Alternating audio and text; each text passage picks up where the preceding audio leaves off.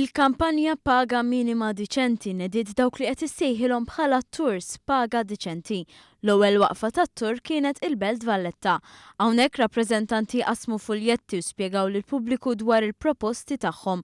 Rappreżentanti minn 15 l-organizzazzjoni differenti li kif spjega d-direttur tal-Caritas Leonid Mekkej għandhom lan li tkun indirizzata l paga minima b'tali mod li tirrifletti s-suċċessi ta' pajjiżna. L-iskop huwa li niltaqgħu man-nies direttament fil-pjazzezz, fil-swieq biex nispjegaw x'inhu l-iskop tal-kampanja. L-iskop huwa prinċipalment li naraw li dak it-tkabbir ekonomiku li f'pajjiża qed jesperjenza li huwa tkabbir pożittiv ħafna u li jirrifletti anke fir-rata baxxa ta' persuni li qegħdin jirreġistraw għax-xogħol jilħaq lil kulħadd.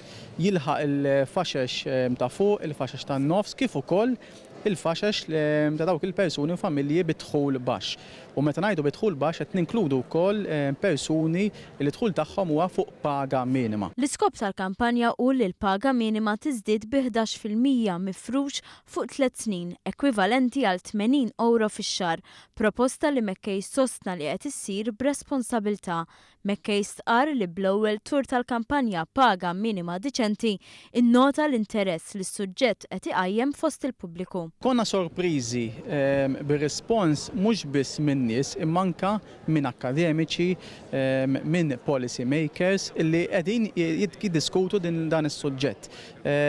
U għalhekk aħna l-intenzjoni issa li mmorru fuq livell ieħor nitkellmu niltaqgħu man-nies direttament.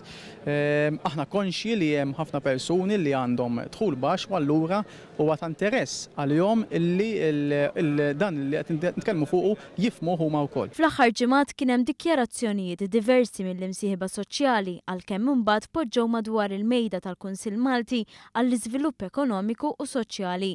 Fl-aħħar ġimgħat il-Prim Ministru indika li hemm bażi għal ftehim biex il-paga minima tkun imtejba.